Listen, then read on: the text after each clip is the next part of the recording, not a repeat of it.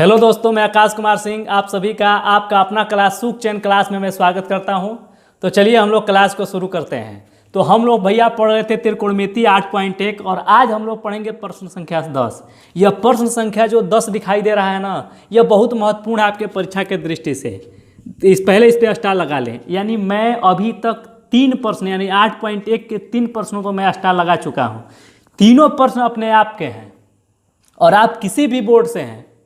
अगर आपके यहाँ एनसीईआरटी बुक चलता है तो यह जिन पे मैं स्टार लगाया है आप उनकी क्वेश्चन बैंक में देख लीजिए, बड़ी बार पुनरावृत्ति किया गया है। तो आप इन प्रश्नों को समझिए और बड़ी आसान है हो, आप खाली समझिए। तो अगर आपको प्रश्न समझ में आ गया तो आप आंसर को देखते देखते आप गर्दा मचा दीजिएगा।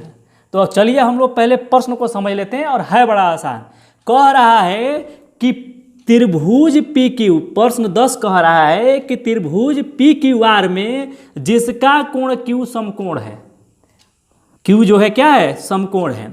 आगे कह रहा है कि P R plus Q R बराबर 25 सेंटीमीटर, यानी दो भुजा को जोड़ा गया तो क सेंटीमीटर है, 25 सेंटीमीटर है और पी क्यू 5 सेंटीमीटर है।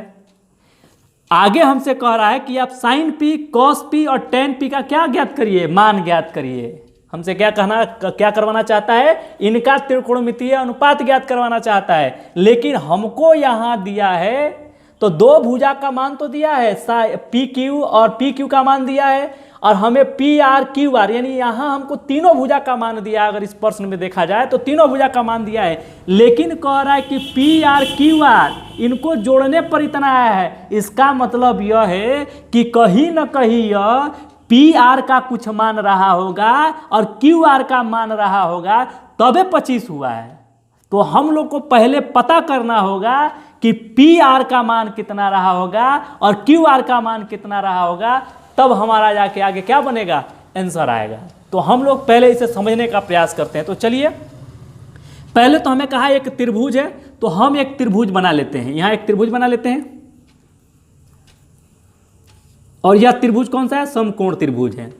यह कह रहा है कि Q जो है क्या है, समकोण है। तो यही ना 90 डिग्री का होता है, हो इसका नाम Q है। अच्छा, जब इसका नाम Q है तो इसका नाम हम लोग P रख देते हैं और इसका नाम हम लोग R रख देते हैं। आप चाहे तो इधर आप P रख दीजिए, उधर R रख दीजिए, कोई दिक्कत नहीं है। लेकिन Q कहा है कि समकोण है यानी 90 डिग्री का है, तो यह हमेशा Q जो कहा है वो रख दीजिए, जो कहा है वो रख दीजिए समकोण के स्थान पर। शायद यह बात आपको समझ में आई होगी।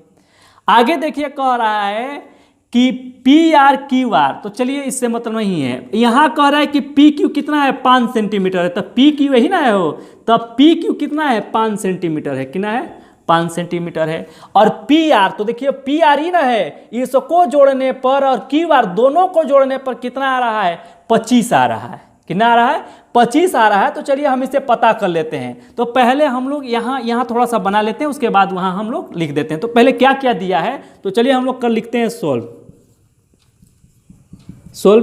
तो क्या क्या दिया है, पहले जो दिया है वह हम लिखेंगे।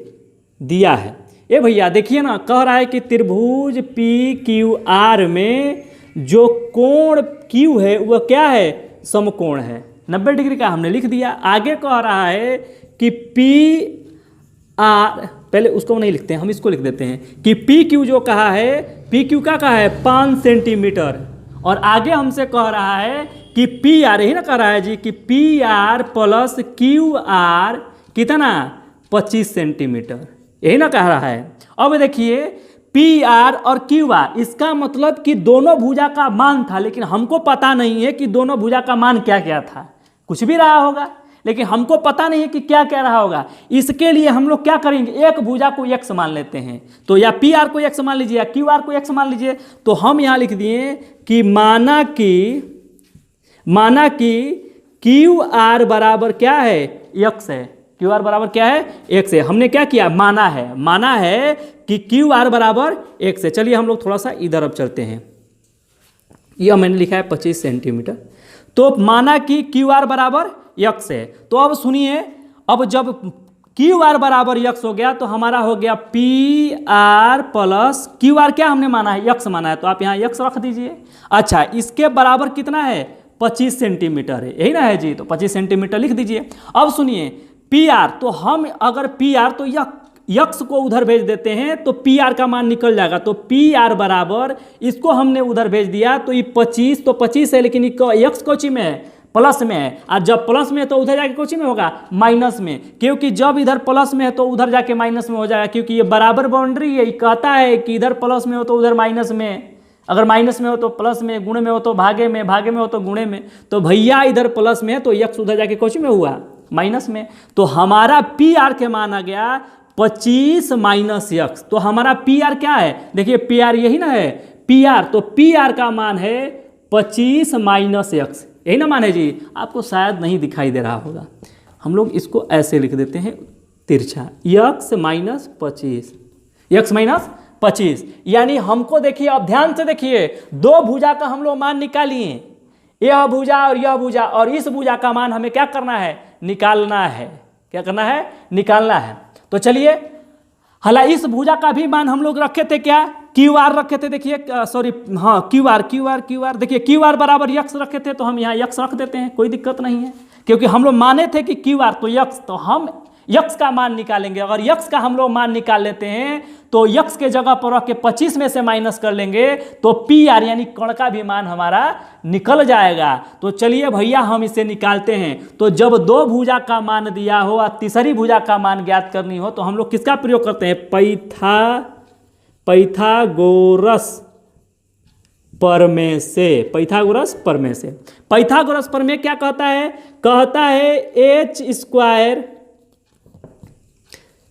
चलिए कण लिख देते हैं हिंदी में, कण स्क्वायर बराबर लंब स्क्वायर प्लस आधार स्क्वायर, यही ना कहता है जी। यानी एच स्क्वायर बराबर P square plus B square कहता है।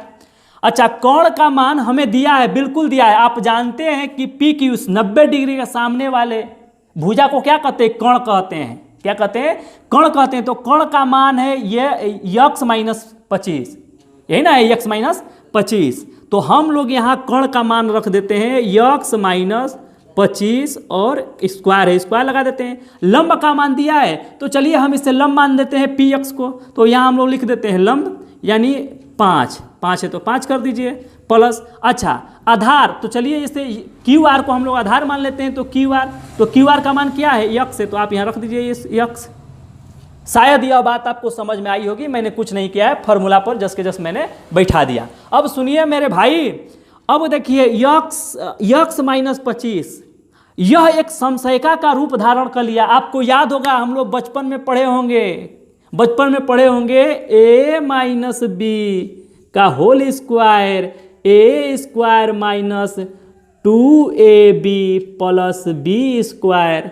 शायद यह बात आपको याद होगी, यह फार्मूला याद होगी। देखो रे मेरे भाई, यह जिस रूप में है उसी रूप में तो यह है ना। तो यक्स को हम लोग क्या मान लेते हैं, यक्स को हम लोग ए मान लेते हैं। क्या मान लेते हैं, ए यक्स मान लेते हैं, ए को हम लोग एक्स मान लेते हैं। और बी को हम लोग क्या मान लेते हैं, तो बी को हम लोग 25 मान लेते हैं। जहां जहां ए है इस फार्मूला में, जहां जहां ए है तहां तहां एक्स रख लीजिए, और जहां जहां बी है तहां तहां 25 रख लीजिए, आपका आंसर आ जाएगा। तो चलिए किसे माने, एक्स का माने हैं, स्क्वायर है स्क्वायर लगा दीजिए, उसके बाद माइनस का साइन है, माइनस का साइन रख दीजिए, 2 है 2 रख दीजिए, यह गुणे में है तो गुणा रख दीजिए। ए का मान क्या है, एक्स है तो एक्स रख दीजिए। अच्छा, बी का मान क्या है, 25 है तो 25 रख दीजिए।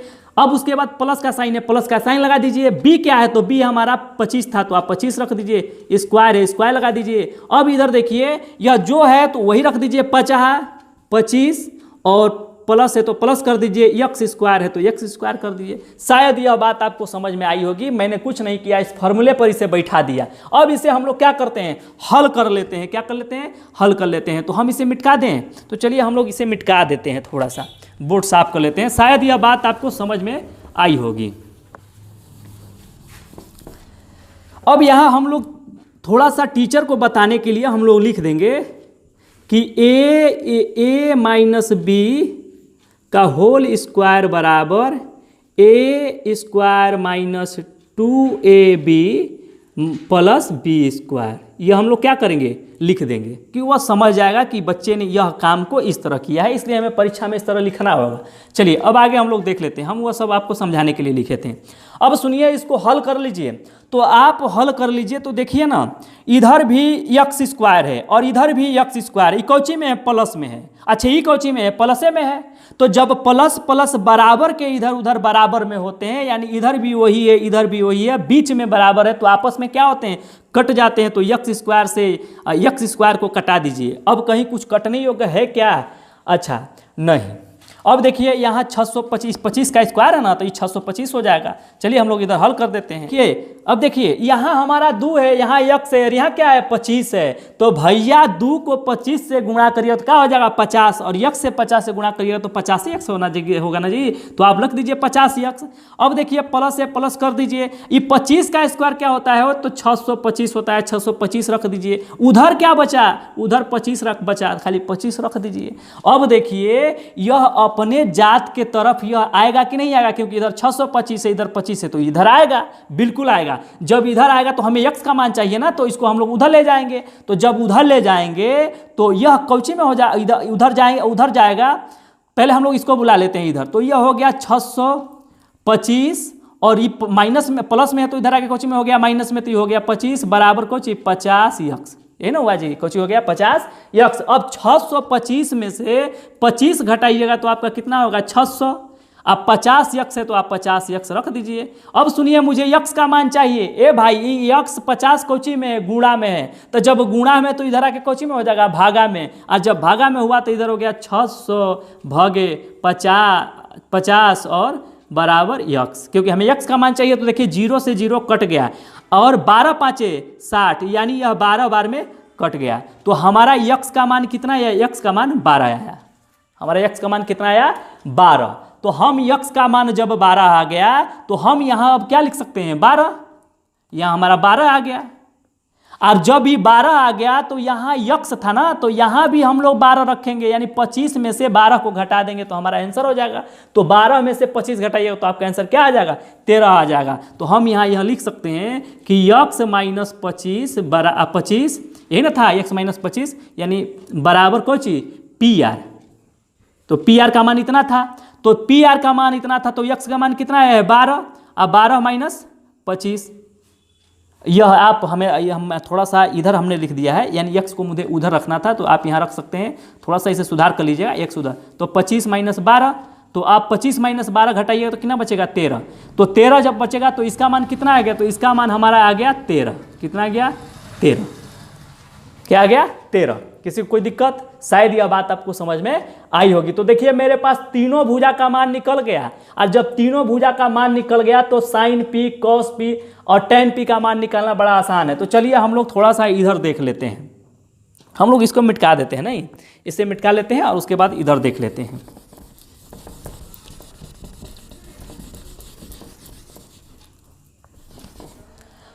तो चलिए देखिए, अब हमें कहा गया है कि साइन p, सुनिए साइन का मान क्या होता है, त्रिकोणमितीय अनुपात। तो साइन का होता है लंब बटे में कोण, यही ना होता है जी, लंब बटे में कोण। अब देखिए लंब बटे में कोण, लेकिन हमें कहा है p, तो p हमारा ही ना है, तो इसके सामने वाला भुजा कौची हो जाएगा, लंब। ये कौची हो जाएगा, आधार। और ये हमारा कौची होगा, कोण है, ये तो हमेशा रहता है। तो जब हमारा यह आधार यह लंब हो गया तो लंब का मान कितना है, 12। अच्छा कोण का मान कितना है, 13। यह हमारा साइन p का मान आ गया। आगे हमसे क्या कहा है, कॉस p। तो अब हम चलिए यहाँ कॉस p का मान निकाल देते हैं। कॉस p, कॉस बराबर क्या होता है, तो आधार बटे में कोण होता है। अच्छा आधार का मान कौची है, तो आधार के मान देखिए 5 है जी, 5 रख लीजिए। कोण का मान क्या है, 13 इसका आ गया। अब देखिए हमसे क्या कहा, टेन p।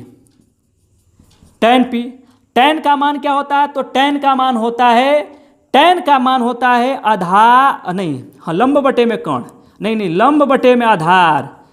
टेन p का मान क्या होता है, लंब बटे में आधार। टेन का त्रिकोणमितीय अनुपात लंब बटे में आधार। तो भैया लंब का मान कितना दिया है, तो लंब का मान जो दिया है देख लीजिए, 12 दिया है, 12। आधार का मान 5 दिया है। यही तो हमारा आंसर हो गया, तीनों का आंसर निकल गया, यही हमसे कहा था। तो शायद ये वीडियो आपको समझ में आई होगी। अगर आई होगी तो चैनल को सब्सक्राइब, लाइक, कमेंट जरूर करिए। चलिए फिर मिलते हैं। जय हिंद, जय भारत।